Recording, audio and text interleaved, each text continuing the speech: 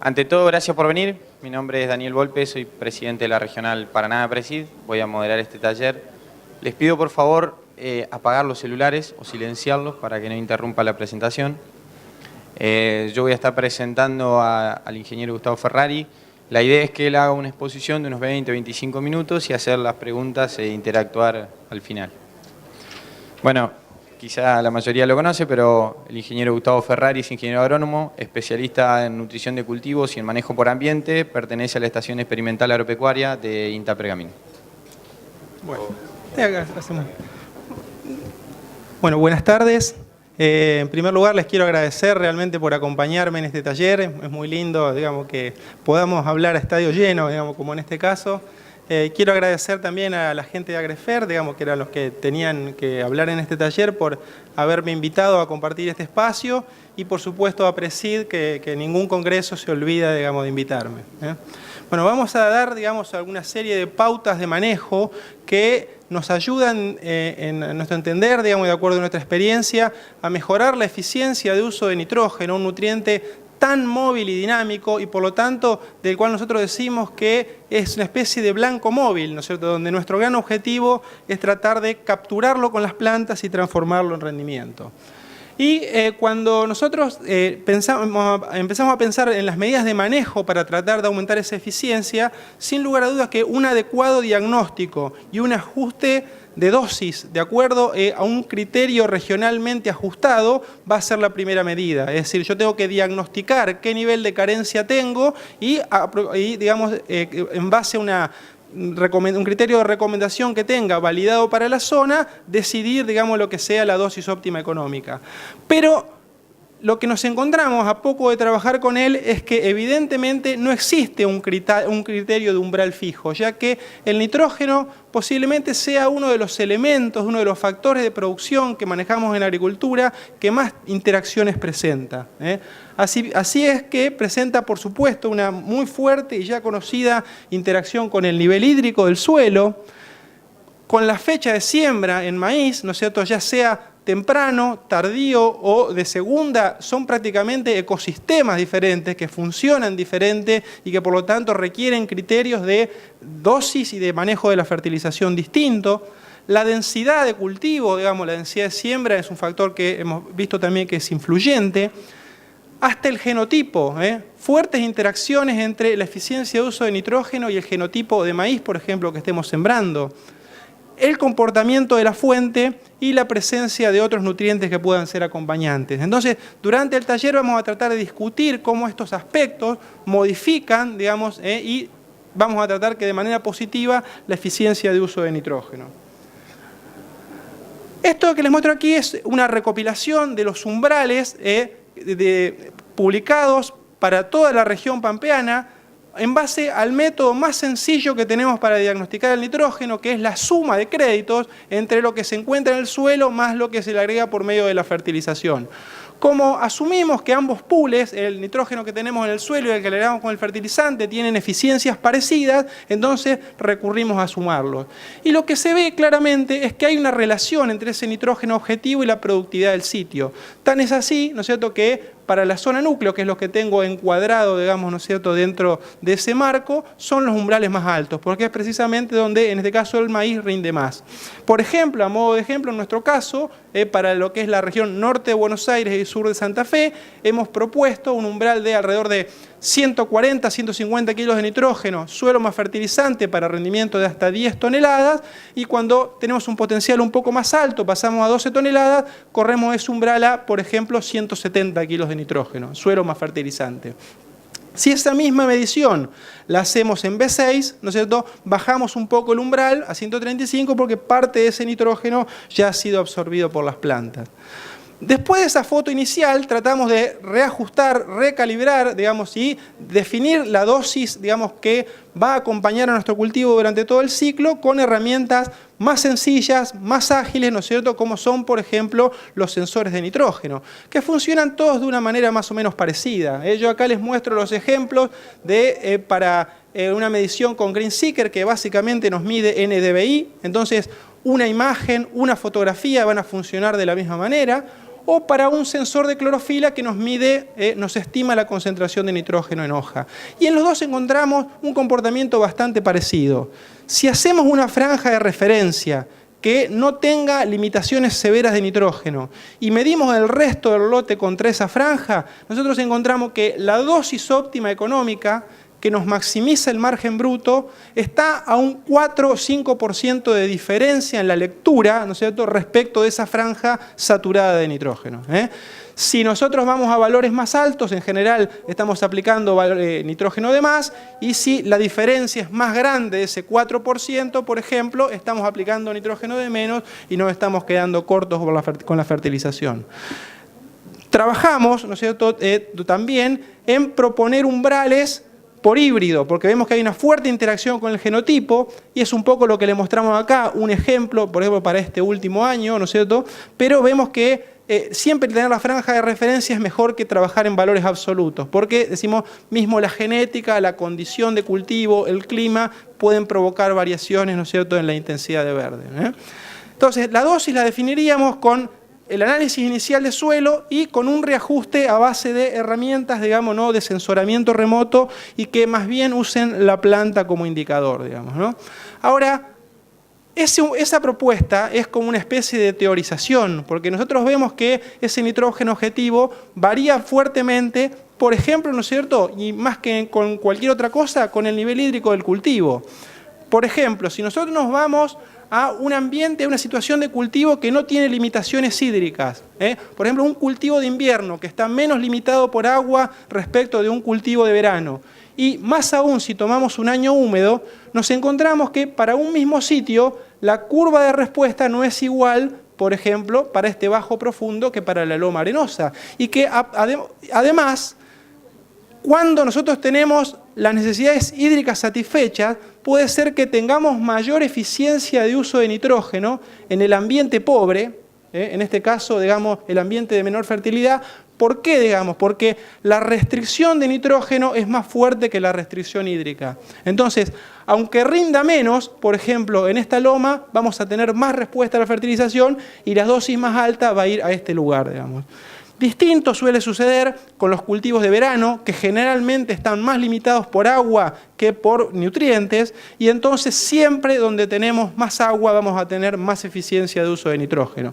Un claro ejemplo, ¿no es cierto?, en este caso, para un año seco, donde un maíz temprano, afectado por fuerte estrés hídrico, a pesar que tenía menos nitrógeno, no respondió nada a la fertilización, y ese tardío, aunque tenía más nitrógeno inicial, o sea, partía de más a la derecha, pero al tener una mejor condición hídrica, el tardío puede responder más que el temprano, si estamos en un ambiente con restricciones. También fuertes interacciones existen con la densidad de siembra. Este es un ejemplo, ¿no?, de unos ensayos de ajuste donde evaluamos distintas densidades, ¿no? Por ejemplo, acá a la izquierda vemos en la fecha de siembra temprana 65, 75 y 85 mil plantas. Fíjense cómo esta densidad tan alta nos genera una situación de alta sensibilidad a los recursos. Va a ser la que tiene más rendimiento si la disponibilidad de nitrógeno es alta, pero en la medida de que sea insuficiente va a ser la situación de menor productividad. Y eso sucede porque la competencia por planta va a ser mayor al aumentar la densidad. Entonces yo estoy metiendo más presión sobre el recurso. En una fecha de siembra tardía tengo un comportamiento parecido, si bien hay más estabilidad, digamos, ¿no es cierto?, porque digamos, el cultivo está un poco más holgado, desde el punto de vista tiene más nitrógeno y tiene más agua, pero de todas maneras, con 75.000 plantas, fíjense que tengo mayor pendiente de respuesta. En una medida tengo más eficiencia de uso de nitrógeno, pero tengo que irme a valores más altos para tener no tener una situación donde la densidad me termine jugando en contra, digamos, ¿no? Y otra de las cosas, digamos, ¿no es cierto?, que cuando uno empieza a trabajar en este tipo de interacciones se da cuenta también es que la genética tiene un peso considerable en la eficiencia de uso de nitrógeno y en la dosis óptima económica. Aquí les voy a mostrar, por ejemplo, ¿no es cierto?, un ensayo realizado en 2 localidades, 2 fechas de siembra, donde evaluamos, ¿no es cierto?, la respuesta a la densidad y al nivel de nitrógeno. La distancia entre curvas es ese efecto de densidad, que en este caso tiene 50, 75 y 90.000 plantas, y hacia la derecha tenemos dosis de nitrógeno agregadas como fertilizante. claramente, ¿no es cierto?, en este caso en un cultivar estable que no tiene tanta, digamos, variación de rendimiento ante cambios en los recursos, vemos que hay una relativa saturación a niveles más bajos del que vamos a ver después, que es un cultivar más sensible y que tenía más respuesta hasta niveles más altos de fertilización. Hacia la derecha vemos en un ambiente con restricciones, como podemos ver en Ramallo, son suelos, digamos, de textura muy fina, donde una siembra temprana es un ambiente de inferior calidad que una siembra tardía. Entonces, en la siembra tardía tengo más respuesta a nitrógeno respecto de lo que es la siembra temprana.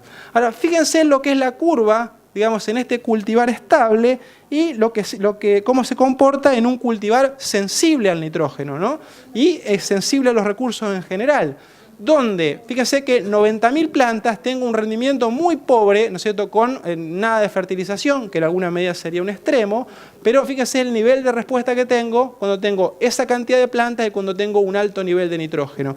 Muy diferente en el mismo sitio y en la misma localidad respecto de lo que tenía el otro, ¿no es cierto?, que era más estable. Fíjense cómo cambia, este es el mismo sitio, pergamino temprano y pergamino tardío, estaban al lado, solo cambia la fecha de siembra, cómo cambia la respuesta en siembra temprana respecto de lo que es la siembra tardía. Y si yo me voy a Ramallo, me sucede exactamente lo contrario. Como es un ambiente con restricciones, yo tengo un techo de nitrógeno a niveles más bajos, ¿no es cierto?, respecto de si me voy a la siembra tardía. Fíjense también lo que pasa con 45.000 plantas. Se me queda sin capacidad de respuesta, mientras que con 75.000 plantas, y sobre todo en la siembra tardía, sigo teniendo, ¿no es cierto?, una respuesta positiva a la fertilización. Entonces, dos reflexiones. ¿Yo me puedo ajustar a un umbral fijo? Evidentemente que no. Y la otra, digamos, reflexión es que realmente en el maíz es muy difícil hacerlo rentable sin hacer agricultura por ambientes, que básicamente es estar, digamos, introducirse en este tipo de interacciones. Acá tenemos otro ensayo de la última campaña, donde evaluamos 4 cultivares y la respuesta a 4 densidades y a 2 niveles de nitrógeno. En este caso está ajustado a 120 y 180 kilos de nitrógeno, suelo más fertilizante. Acá la diferencia entre curvas es el nitrógeno, no es la densidad como en el caso anterior, y cuando me voy a la derecha son las diferencias entre densidades. Fijémonos, ¿no es cierto?, en el comportamiento diferencial. Acá tengo un cultivar sensible a la densidad, que no tiene tanta diferencia entre las dos curvas de nitrógeno, pero que me responde prácticamente por lo menos hasta las 90.000 plantas, e incluso casi, ¿no es cierto?, hasta las 105.000 plantas. Mientras que acá abajo tengo un cultivar sensible a nitrógeno, pero estable a la densidad, ¿no es cierto? Y que incluso si uno mira los catálogos, es tenido como un cultivar sensible a la densidad. Pero nosotros estudiándolo en detalle vemos que es un cultivar sensible a nitrógeno. Entonces nosotros tenemos que pedirle esta información a los criaderos de cómo funcionan, cómo es su eficiencia, cómo es su comportamiento a niveles bajos y altos de nitrógeno. Las interacciones con la densidad son muy conocidas, pero con el nitrógeno han sido menos estudiadas. Entonces en este caso tenemos diferencia por nitrógeno, pero fíjense que con 75.000 plantas llegamos, ¿no es cierto?, al máximo. Y estos dos son cultivares que muestran un comportamiento que tal vez sea el más frecuente, que es que son sensibles a la interacción de densidad por nitrógeno. Fijémonos que responden hasta la densidad máxima con un ajuste a 180 kilos de nitrógeno, pero si yo me quedo, ¿no es cierto?, con 120, tengo que parar antes con la densidad porque ya empiezo a tener una brecha de rendimiento que es muy, muy considerable. Este es un experimento, ¿no es cierto?, de la última campaña donde probamos diferentes fuentes en cuanto a dosis crecientes. En este caso son dosis de producto comercial, ¿no es cierto?, 100, 200 y 300 kilos de cada una de las fuentes. Y vemos donde no hay grandes diferencias de rendimiento, pero distintas fuentes llegan de diferente manera.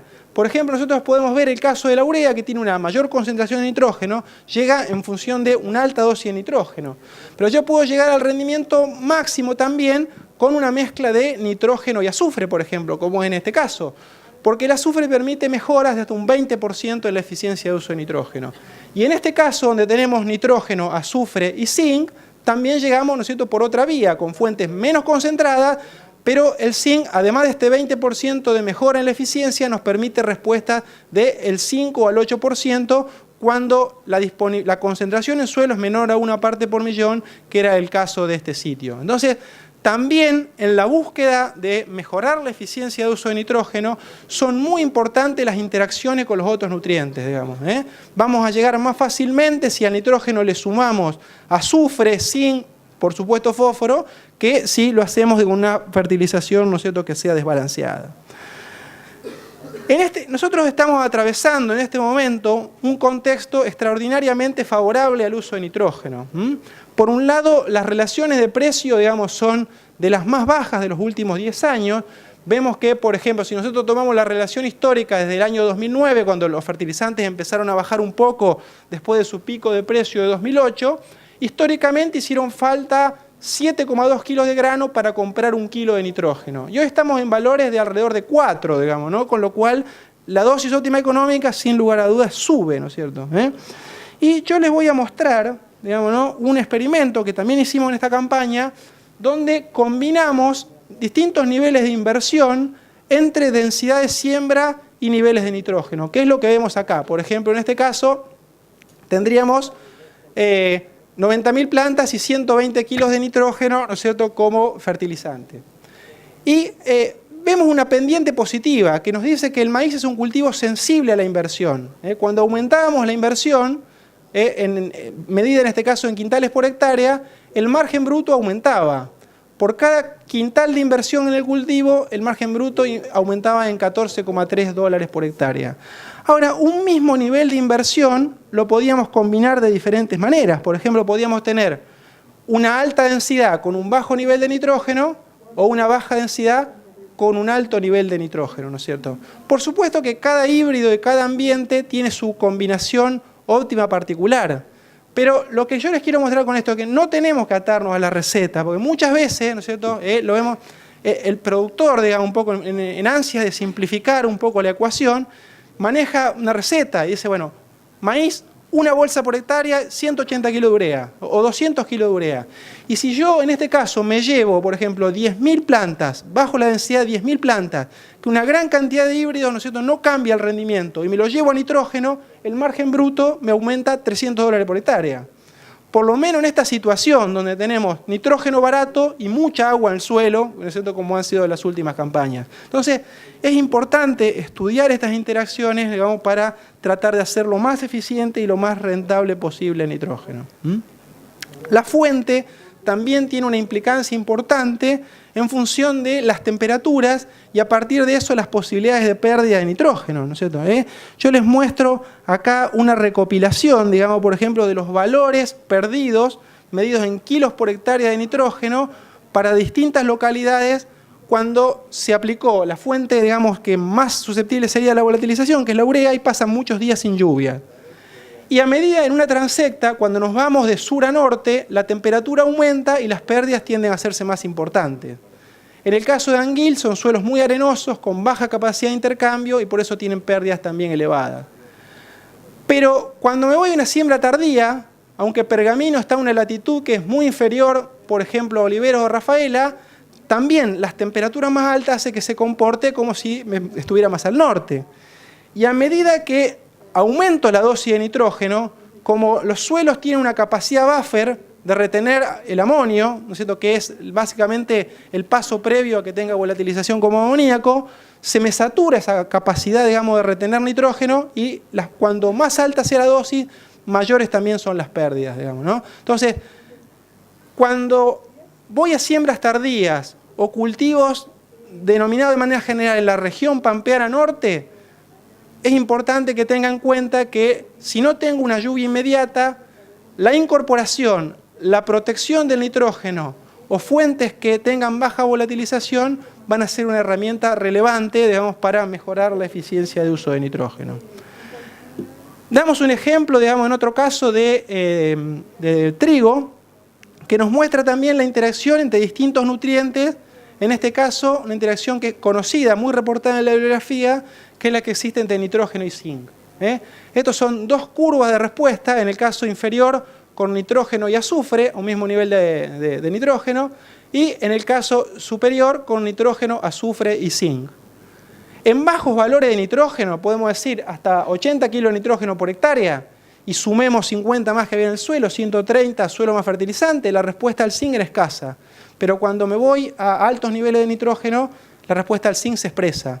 Y a su vez la presencia de zinc me permite tener una mayor respuesta a nitrógeno y un uso más eficiente. Y eso se manifiesta en rendimiento y en alguna medida, ¿no es cierto?, también en proteína. Por lo tanto, es importante aprovechar, ¿no es cierto?, este tipo de interacciones. Para finalizar, ¿no es cierto?, y a medida de hacer un resumen, yo quiero hacer hincapié, me gustaría dar como idea la multiplicidad, digamos, de interacciones y de factores que nosotros podemos tener en cuenta y que nos van a modificar el manejo óptimo, digamos, de ese nutriente que decíamos tan móvil y dinámico. Uno de ellos ejemplos que contribuye, digamos, a generar estas interacciones es, como decíamos en un momento, los distintos sistemas en los que, por ejemplo, podemos sembrar un cultivo de maíz. Si nosotros pensamos, por ejemplo, en que el maíz puede ser hoy temprano, en la fecha tradicional, un tardío sobre barbecho o sobre legumbre, ¿no es cierto? O un tardío, digamos, sobre gramíneas, que genéricamente lo llamamos como maíz de segunda, vemos que las condiciones, digamos, para el uso de nitrógeno son totalmente diferentes. De partida, el nitrógeno inicial generalmente es bajo en septiembre, aumenta hacia el mes de diciembre, pero cuando tiene un antecesor gramínea es muy bajo por el consumo y la inmovilización que pueda causar, por ejemplo, ese trigo, ¿no es cierto?, o esa cebada que podría tener como antecesor. El agua, que interactúa fuertemente con la respuesta, va a ser variable en fecha de siembra temprana. Hay años que empezamos con alto contenido hídrico, otros con contenidos bajos. En el tardío sobre barbecho es siempre alta, por lo tanto eso nos da una estabilidad en la respuesta, mientras que sobre maíz de segunda es siempre baja, entonces crea incertidumbre. La respuesta a la fertilización en los maíces tempranos es alta y probable. Puede ser inestable en función del contenido hídrico y de las características climáticas del año. En el maíz tardío es más baja porque tenemos altos niveles de nitrógeno, pero es muy estable porque generalmente tenemos el perfil cargado de agua. Y en cambio en el de segunda es totalmente al revés. Generalmente es muy alta, muy probable, pero está supeditada a que haya una recomposición del agua en el suelo, porque prácticamente el trigo nos habrá dejado el perfil incompleto.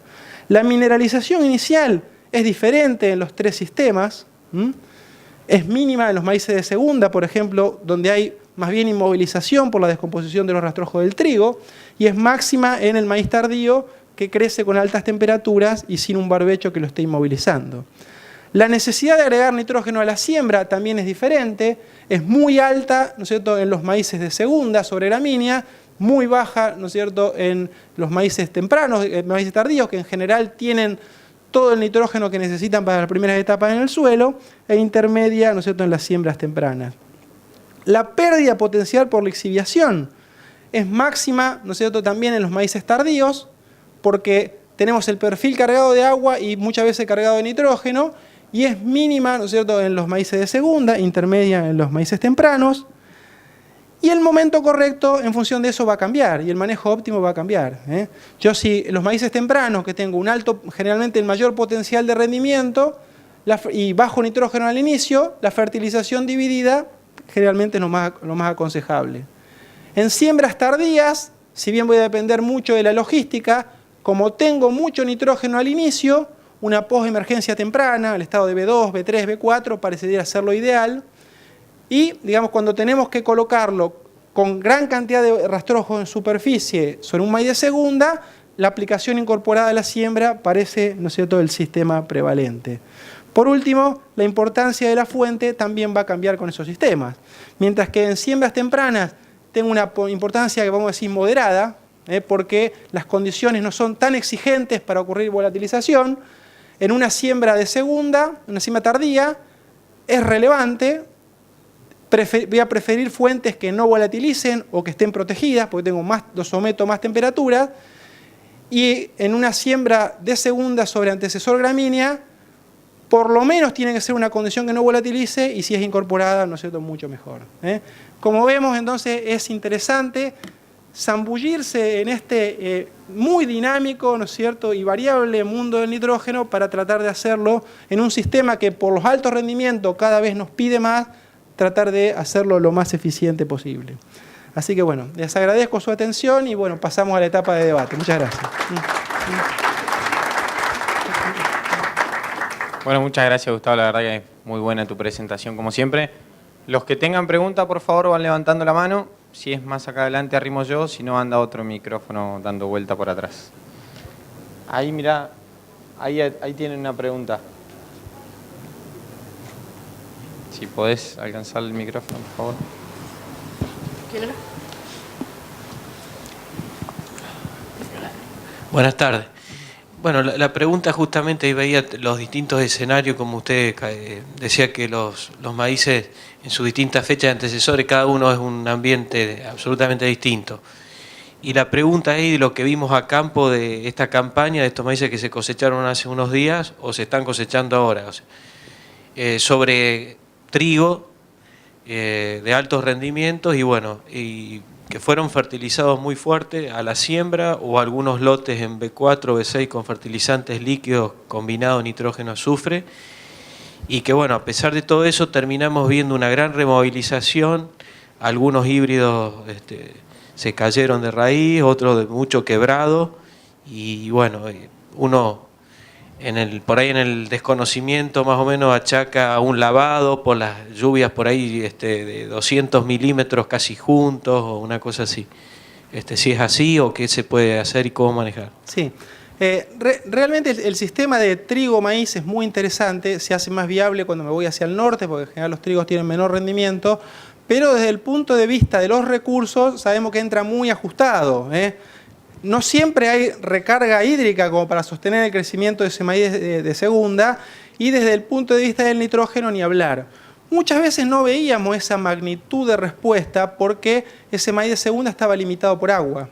O sea, tenía el perfil a medio recargar y nunca alcanzaba a completarse. Entonces tenía un rendimiento modesto, 7.000 kilos, digamos 8.000 kilos, y entonces el nitrógeno más o menos nos alcanzaba. Pero a nosotros nos pasó exactamente lo mismo. Este año, yo tengo unas fotos, digamos, nosotros no las traje para la ocasión, pero de aplicaciones, por ejemplo, de 200 kilos de una fuente comercial, digamos, por ejemplo, ¿no es cierto? Y el maíz parecía que estuviera un testigo cero, ¿no es cierto? Y recién con 400 kilos empezaba a mostrar, digamos, algo parecido, ¿no es cierto?, a un nivel de suficiencia.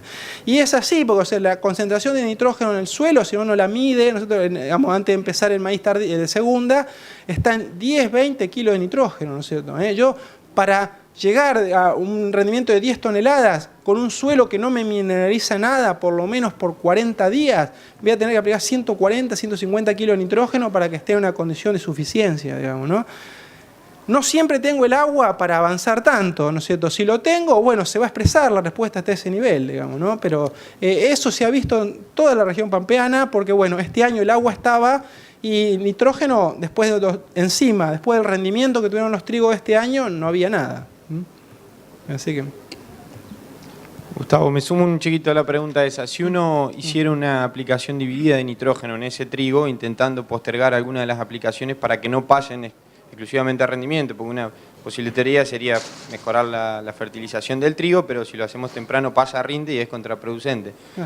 ¿Serviría, digamos, que nos ayude a mejorar un poquito la proteína y que nos deje un rastrojo con mejor relación carbono-nitrógeno para reducir aunque sea la inmovilización? Sí, eso es así, nosotros lo hemos visto sobre todo, digamos, en la zona, digamos, de Ferré, Arenales, donde la cebada, que es una antecesor interesante antes del trigo, digamos, ¿no es cierto?, antes del maíz, pues consume un poco menos de agua, y cuando en un ensayo evaluábamos dosis de nitrógeno, dosis más altas, generalmente generaban un rendimiento posterior, superior en el maíz, si la fertilización de ese maíz no era completa. Lo curioso de ver es que si nosotros medíamos los nitratos, en el suelo era igual en todos los tratamientos, no había diferencia de nitrógeno, ¿no? Con lo cual, digamos, asumimos que ese nitrógeno estaba en los rastrojos o en la biomasa microbiana, ¿no? Es una cuenta un poco indirecta, pero evidentemente que, digamos, porque cuando uno intensifica tanto la rotación, no le da oportunidades al nitrógeno que se pierda, digamos. Los nitratos son bajos durante todo el ciclo, si después de un trigo encadenamos un maíz, ¿no es cierto? Con lo cual no se va a perder del sistema y de alguna manera lo va a aprovechar si tiene agua, si el maíz tiene agua.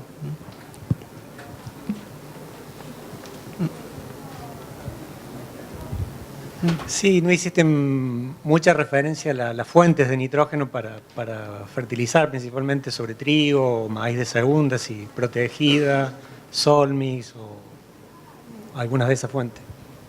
¿Qué puedo considerar con el respecto de la fuente? La fuente, sí. Bueno, digamos, el proceso que más diferencia a las fuentes es la volatilización.